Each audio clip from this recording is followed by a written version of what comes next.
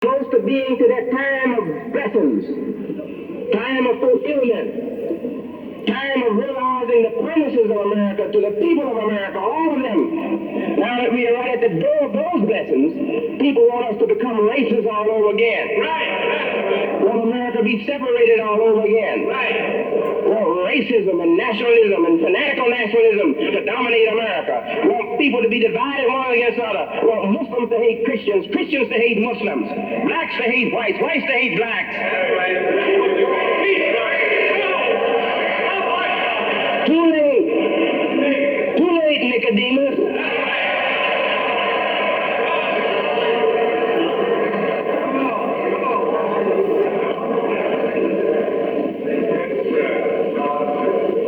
This is God's doing,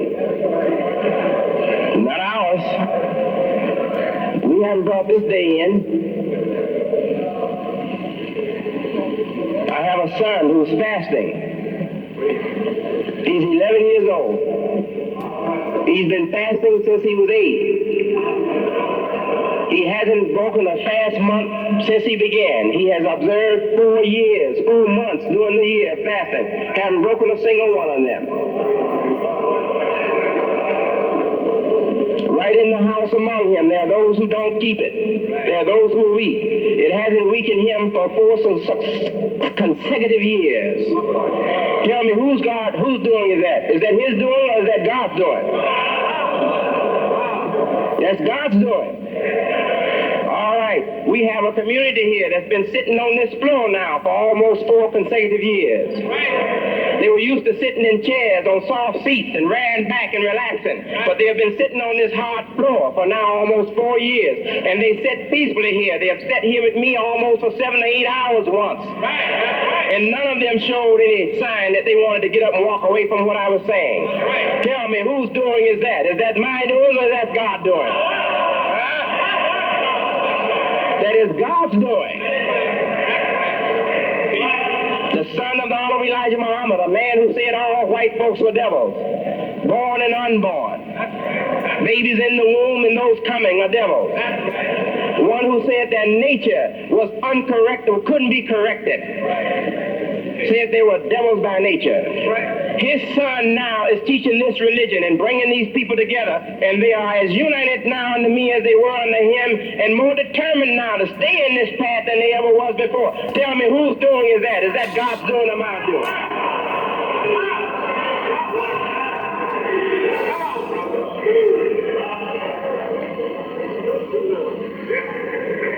Sign that they wanted to get up and walk away from what I was saying.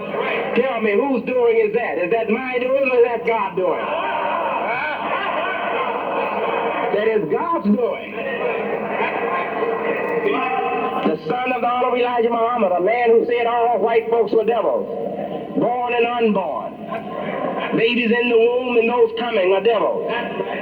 One who said that nature was uncorrectable, couldn't be corrected, said they were devils by nature. His son now is teaching this religion and bringing these people together, and they are as united now unto me as they were unto him, and more determined now to stay in this path than they ever was before. Tell me, whose doing is that? Is that God's doing or my doing?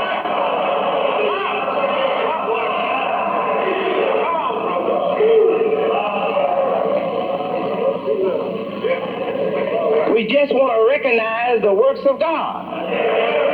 That Almighty, the Almighty who's called Allah in the Quran, which means the one God, the Almighty, He is the one who's running this show.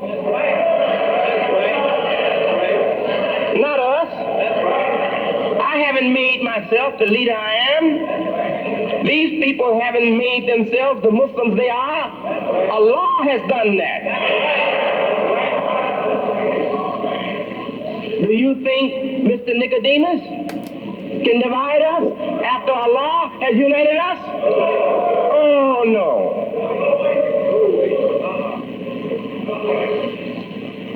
Well, Mr. Lawson and Mr. Demas, continue to write. Your pen cannot divide us.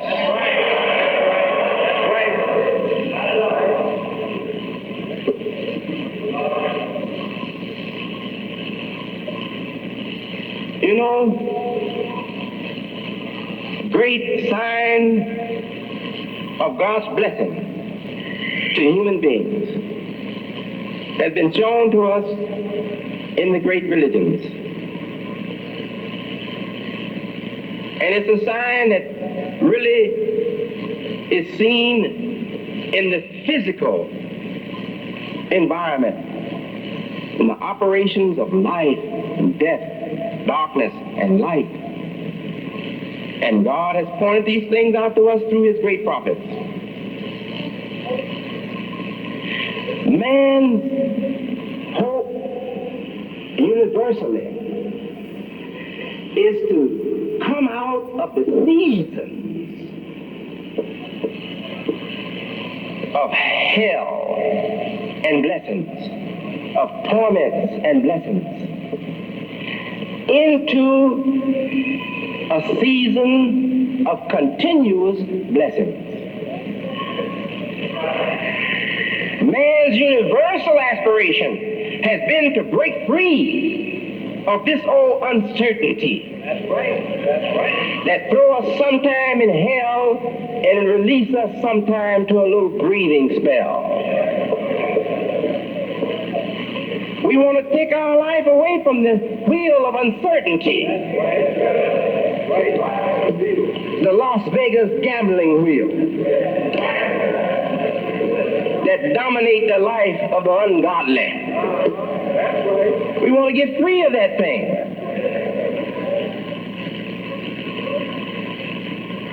You know, my father was acquainted with the Bible, and he quoted the Bible over the the long period, the 40-some years of his leadership. He quoted the Bible more so than the Quran. Although he said the Bible was the graveyard of his people, he quoted from it more so than he quoted from the Quran. And as a Muslim, the Quran was his book, but he quoted from the book of the Christians. So I, being his son, by the way, I come from a line of preachers. The father of my father, my grandfather, Mohammed, he himself was a Baptist preacher for about 50 years in Georgia. So I come from a line of preachers.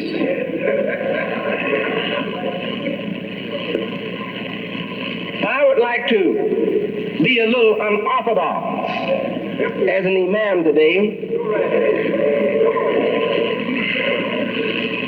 You understand? We're speaking to our Orthodox Muslim brothers. But my community, they understand me very well.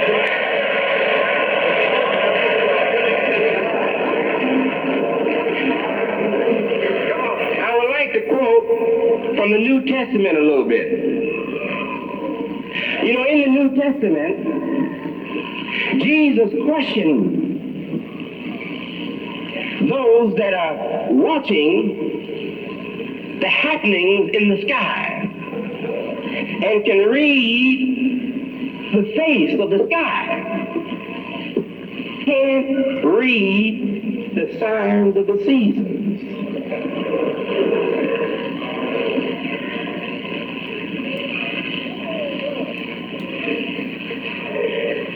This old world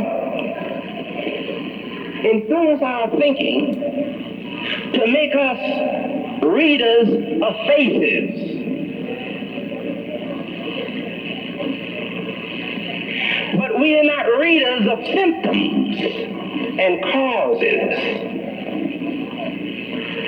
They don't want us reading symptoms and causes. They want us to read faces. Oh, America's good now. That's reading the face. Oh, America is bad now. That's reading the face. Oh, times are hard for the Bilalians now. That's reading the faith. Old times are good for the Bilalians now. That's reading the faith. Questioning the very principles on which the organization of the society is operating, that's reading the seasons. Yes. Oh, yes. When you start to question the causes that are operating to bring about changes, then you're reading the seasons. Because sometimes it'll be the season, but the life won't bear the signs of the season. Not that it ain't the season. Something is wrong with the life. Is that right? Oh, yes. So if you just look at the life and say, oh, look at that, something is wrong, you might come up with just a facial description or prescription.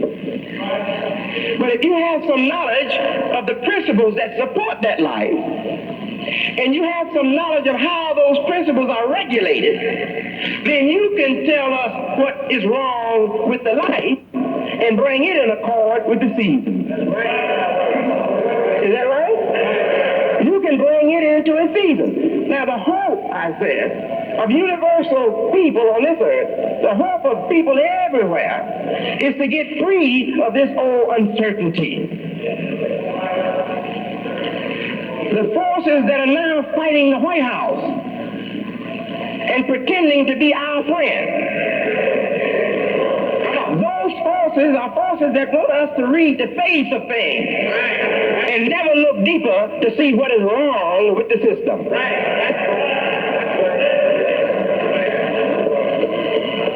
Dear people, don't be drawn by those forces. They have their presence in the radio, in television, in the newspaper, in magazines, in the records that are distributed from the record industry. They have their presence in the media. They have their presence in communication. They are there. And the scriptures say, the beast shall be found in the water. He shall be found in the water. Now, if I'm not correct in identifying water as also a symbol for communication, let us look how it is used in Scripture. Cast your bread on the water, and it will return back to you. Meaning that your goodness will be communicated, because water, it carries the message. If you drop a pebble in the water, the waves just go out as a broadcast. The smallest pebble that hit the water, the waves go out as though it's a broadcast. And the life in the water is so sensitive, the least friction in the water disturbs the fish 100 yards away. So water is also used as a symbol for the communicative nature of society. That when something happens in one place, it's just a matter of time before it ripples somewhere else. And that beast shall be in the control of communication.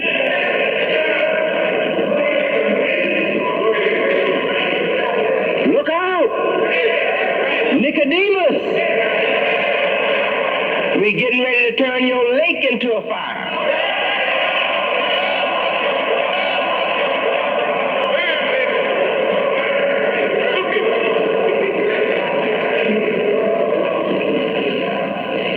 The Muslims' hope is for a society wherein the graces of God will be freely flowing at all times during all seasons.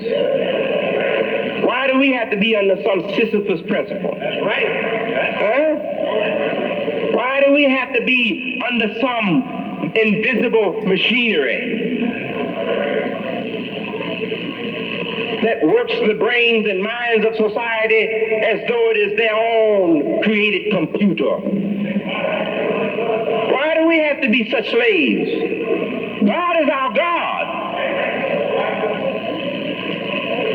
We don't have to be slaves to a system that won't respect the freedom that God has intended for every individual.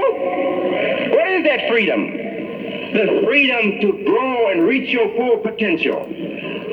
the freedom to choose morally, the freedom to choose intelligently. If our thinking is controlled by the media, or by the record industry, or controlled by any other element, then we are not free. We're slaves. And believe me, in this society, majority of the people are slaves. Their minds have been captured.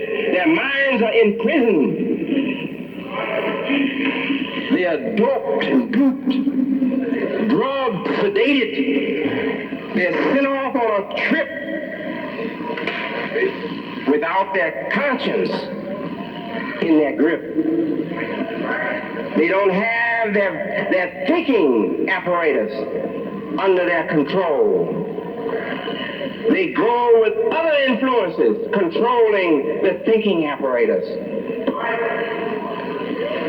Did God create us to be prisoners of that sort, to be slaves of that sort?